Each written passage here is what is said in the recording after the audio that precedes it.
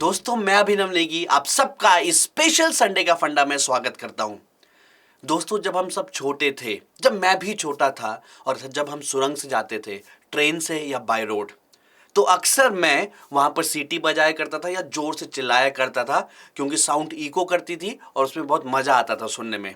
और मैं उम्मीद करता हूं कि आप भी अपने बचपन में कुछ इसी तरीके की हरकत करते होंगे। अदरवाइज जब आप ट्रेन से जाते होंगे टनल से तो एंजॉय करते होंगे। लेकिन now as we have grown up as a civil engineer और जब हम इन टनल्स को देखते हैं तो कभी आपके माइंड में एक क्वेश्चन आया कि इनका शेप एक आर्क शेप की ही क्यों होता है? एंड सेकंड क्वेश्चन कि कैसे यहां पर कंक्रीट पोर किया जाता है?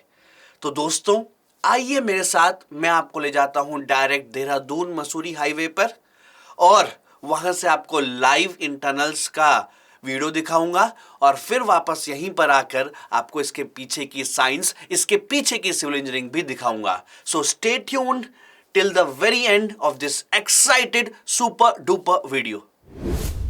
दोस्तों कई किलोमीटर्स का रास्ता पहाड़ को तोड़कर सिविल इंजीनियर कई मीटर्स में 100 या 200 मीटर्स में कन्वर्ट कर देता है सुरंग बनाकर, टनल इंजीनियरिंग।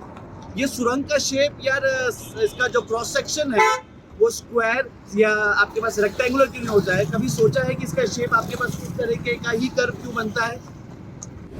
आप टनल बनती कैसे, टनल के अंदर कंक्रीट लगाया कैसे जाता है, तो उसके लिए हेल्प की ली जाती है गैंट्री मशीन की। आप वो देख रहे होंगे वहाँ पर एक गैंट्री मशीन है टनल के शेप में ही, ठीक है। तो गैंट्री मशीन का जस्ट काम जैसे शटरिंग होता है ना, वैसे ही होता है कि गैंट्री मशीन में हम क्या करेंगे कि जब कंक्रीट लगाया तो उसको सपोर्ट देके रखेगा, जैसे शटरिंग सपोर्ट देके रखती है, ठीक है। एक दिन बाद 24 घंटे बाद जब वो कंक्रीट मजबूत हो जाएगा तो उस मशीन को थोड़ा सा नीचे कर हम आगे ले जाएंगे, वहाँ पे कंक्रीट भरेंगे और वापस सपोर्ट दे देंगे शटरिंग की तरह। फिर वहाँ पे 24 घंटे लगा के रखेंगे, फिर नीचे करके हम आगे चल जाएंगे।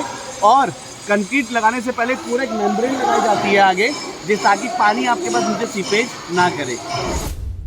दोस्तों दो सवाल जो आपके मन में घूम रहे हैं कि टनल का शेप आर्क शेप ही क्यों होता है, और दूसरा कि टनल्स हम किस तरीके एक्सकवेट करते हैं, किस तरीके से बनाई जाती होगी। दोस्तों इन सवालों पर भी आते हैं। उससे पहले टनल ना कि सिर्फ हाईवेज और रेलवे में यूज होता है, बल्कि इनके अलावा नेविगेशन पर्पस के लिए, plus hydro electric power plant जहां पर ह्यूज एलिवेशन से लो एलिवेशन में पानी ले जाया जाता है, वहां पर भी टनल का कंस्ट्रक्शन होता है। इसकी शेप ऑल्दो थ्योरेटिकली सर्कुलर सबसे सुटेबल शेप है, लेकिन प्रैक्टिकली सर्कुलर में बहुत ज्यादा हम एरिया का यूज नहीं कर पाते हैं।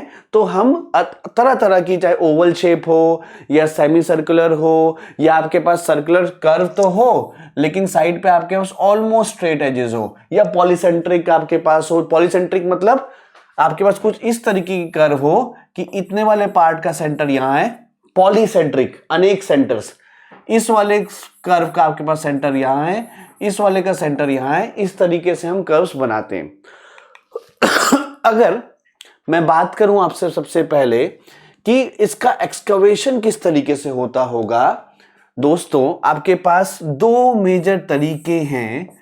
जैसे कि एक तो है ब्लास्ट, जो थोड़ा सा अब रेयर हो चुका है ड्यू टू उसके जो साइड इफेक्ट्स होते हैं, नॉइस पोल्यूशन होता है, प्लस अनकंट्रोल्ड होता है। ऑल्दो हम जितना भी डायनामाइट्स एक पर्टिकुलर लोकेशन में लगा दें, फिर भी एक्सप्लोजन के बाद वो एग्जैक्टली सर्कल या एग्जैक्टली पॉलीसेंट्रिक नहीं आएगा, ठीक है। थोड़ा सा रफ सरफेस आएगा, बजाय कि एक ऐसा करवाने के बजाय ऐसा कुछ आएगा।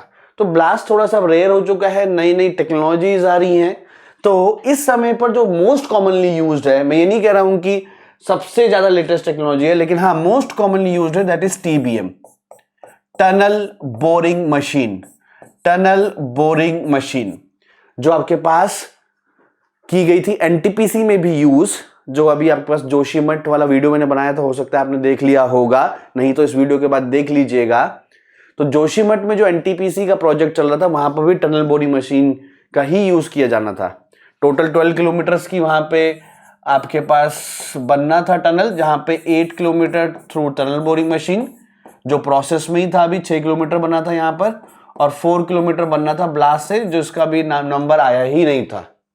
ओके, तो आपके पास जो टनल बोरिंग मशीन आजकल मोस्टली कॉमनली यूज की जाती है, ना कि ब्लास्ट, जहां पर एक मशीन आपके पास होती है विद ह्यूज मास। इसको लोकल के लोग वहां पर गैंट्री या जायंट मशीन के नाम से भी जानते हैं। तो इसके आगे एक बहुत ही ज्यादा high Young's modulus, high tensile strength का एक आगे कटिंग टूथ होता है, जो ऐसे रिवॉल्व करता रहता है, जो रिवॉल्व करते करते करते करते करते करते करते चट्टान को तोड़ ले जाता है। ठीक है, इस तरीके से इसका बहुत ज्यादा यहां पर एक टीथ होते हैं, शार्प, बहुत रोटेट कर रहा होता है, और उसका हाई स्ट्रेंथ होता है, जो यहां पे आगे वाली रॉक को डिसलोकेट करता है साइमल्टेनियसली। ना सिर्फ डिस्ट्रक्शन और स्पेस बना रहा है, साइमल्टेनियसली बाकी जो भी और चीजें चाहिए होंगी इस शेप में, एक मेम्ब्रेन लगा पाना ताकि वो डैम प्रूफ हो सके, ये सारी चीजें भी साइमल्टेनियसली करता है। ठीक है, तो टनल बोरिंग मशीन, ब्लास्ट आपको कभी साइमल्टेनियसली बाकी चीज करने का मौका नहीं देगा। एक फ्रेम बनाने का, ये साइमल्टेनियसली आपका ये तोड़ भी रहा है, प्लस यहां पे जो आर्क पे डैम प्रूफ लगा पाना या कोई रीइंफोर्समेंट लगा पाना, वो भी साइमल्टेनियसली करने का आपको ये अपॉर्चुनिटी देता है। ओके, इस तरीके से आपके पास एक टनल बोरिंग मशीन रहती है। आमतौर पर फर्स्ट, ये अभी आपके पास ये फर्स्ट इंस्टेंस नहीं है, काफी ज्यादा एक्सकवेशन हो चुका है, अब यहां पर आप इसको देख रहे हैं। ठीक है, जब फर्स्ट इंस्टेंस होता है जहां पर इसने फर्स्ट बार इंसर्ट किया होगा टनल बोरिंग मशीन ने अपना कटिंग टूथ, उस समय पर कभी कभी अगर बहुत ही ज्यादा हार्ड रॉक होता है उस माउंटेन में जहां से हमको टनल बनानी है, तो ब्लास्ट भी करते हैं। ठीक है, तो ऐसा नहीं है कि दो प्रोसेस होते हैं, ब्लास्ट और टनल बोरिंग मशीन दो अलग अलग हैं, इन दोनों को साइमल्टेनियसली भी यूज किया जाता है। इनिशियली ब्लास्ट कर हम चट्टान का मुंह खोल सकते हैं, उसके बाद हम टीबीएम मशीन ले जाएंगे, जिस तरीके से आपके पास जोशीमठ में भी हुआ था या होने वाला है। इसके बाद पहला आंसर था कि किस तरीके से ऐसा किया जाता है। दूसरा आंसर आपके पास कि शेप आपके पास, अच्छा एक और चीज, शेप से पहले आपके पास जब ये बन रहा होगा तो ये आपके पास क्या है, ये आपके पास है ताकि फ्री सर्कुलेशन ऑफ एयर हो सके। ठीक है, अंदर सफोकेशन ना बने, तो ये आपके पास एक पाइप होती है जो फ्री सर्कुलेशन ऑफ एयर कर रहा होता है। अदरवाइज अगर बहुत लॉन्ग टनल है, उसके ओपन एंड्स बहुत दूर हैं, तो बीच में कहीं पर कार्बन मोनोऑक्साइड या कुछ और चीजें ना हो जाए, सफोकेशन ना हो जाए वर्कर्स के लिए, या ड्यूरिंग द प्रोसेस जब वो बन गई हो तब भी, तो इस तरीके से ऐसे कुछ पाइप्स होते हैं जो वहां पर आपके पास फ्री सर्कुलेशन ऑफ एयर कर रहा होता है। प्लस अगर मान लो वो आपके पास हाईवे के लिए भी यूज की जा रही है, नेविगेशन के लिए यूज की जा रही है, या in fact hydro electric power plant के लिए यूज की जा रही है, तब भी वहां पे इनिशियली जैसे रेल्स बनाए जाते हैं। सपोज कोई 8 किलोमीटर लंबी सुरंग है, अब आज आपने काम करना स्टार्ट किया, आप 8 किलोमीटर में 500 किलोमीटर तक पहुंच गए, तो 5 किलोमीटर रोज चल के थोड़ी जाओगे, सामान को वहां पे लेके थोड़ी जाओगे। इस तरीके से डैम प्रूफ मटेरियल लगाना है, रीइंफोर्समेंट करना है, ग्राउटिंग करना है, तो ऐसे रोज 5 किलोमीटर चल के थोड़ी जाएंगे। तो इस तरीके से आपके पास ट्रॉलीज होती हैं जहां से आपके पास सामान, इक्विपमेंट्स और लोग भी, मजदूर भी यहीं से इसी ट्रॉली से जाते हैं। इसके बाद शेप के बारे में आए तो देखो, शेप आपके पास सर्कुलर थ्योरेटिकली सबसे अच्छा है, थ्योरेटिकली बेस्ट है, क्योंकि सर्कुलर में नेट प्रेशर आपके पास सबसे कम होता है। अगर आप रेक्टेंगल बनाएंगे, ओवल बनाएंगे, तो प्रेशर आपके पास ज्यादा होगा। सर्कुलर में आपके पास जो, देखो उसको विथस्टैंड करना है ना, चारों तरफ से जो मेरे पास सॉइल है, टनल को जो चारों तरफ से सॉइल है, इसके प्रेशर को विथस्टैंड करना ना, इतनी उसकी स्ट्रेंथ होनी चाहिए ना। तो सर्कुलर में वो जो नेट फोर्स आती है वो सबसे कम आती है थ्योरेटिकली, लेकिन स्टिल हम सर्कुलर नहीं बनाते हैं उसको पूरा शेप। ओके, हम थोड़ा सा साइड में देखो, इसलिए सर्कुलर नहीं है, बीच में थोड़ा सर्कुलर है, यहां पे सर्कुलर है, लेकिन साइड में ऑलमोस्ट स्ट्रेट है। एग्जैक्टली हम सर्कुलर नहीं बनाते हैं ड्यू टू उसका मेरे पास फोर्स तो कम हो जाता है, पर आपके पास useful area ratio of the internal cross section area is very less. Useful नहीं कर पाओगे क्रॉस सेक्शन को।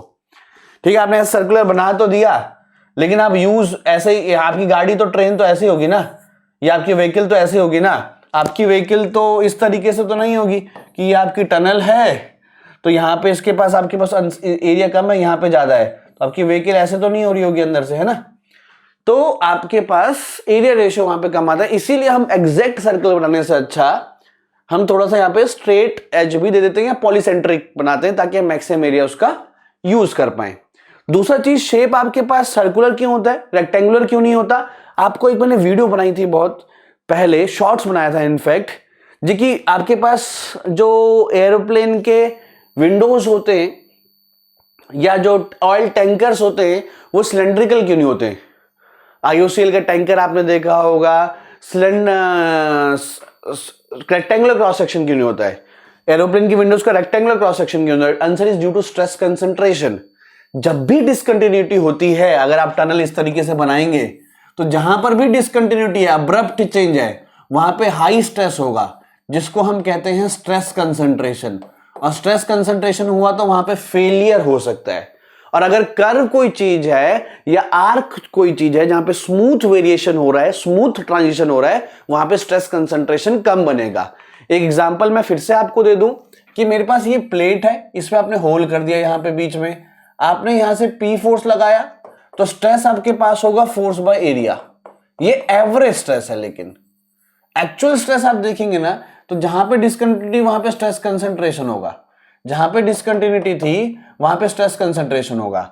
इस पॉइंट को, इस ग्रीन पॉइंट को स्ट्रेस अब्सॉर्ब करने के लिए चारों तरफ मटेरियल है, लेकिन इस ऑरेंज पॉइंट को चारों तरफ मटेरियल नहीं है, सिर्फ इधर ही एक तरफ है, तो वहां पे मटेरियल नहीं है, तो उस फोर्स को अब्सॉर्ब करने के लिए तो स्ट्रेस कंसंट्रेशन होगा, जो कि आर्क शेप में स्ट्रेस कंसंट्रेशन होने के चांसेस नेग्लिजिबल है। ठीक है, रेक्टेंगुलर बनाओगे तो होगा। तो इस वजह से शेप इस तरीके से की जाती है, जिसको टनल बोरिंग मशीन और आपके पास ब्लास्ट की मदद से सुरंग बनाई जाती है। उम्मीद करता हूं ये संडे का फंडा आपको पसंद आया होगा। कमेंट में जरूर बताइएगा कि अगले संडे के फंडा में आपको और कौन सी वीडियोस चाहिए। Thank you, take care, keep sharing this video and subscribe the channel for more such sessions.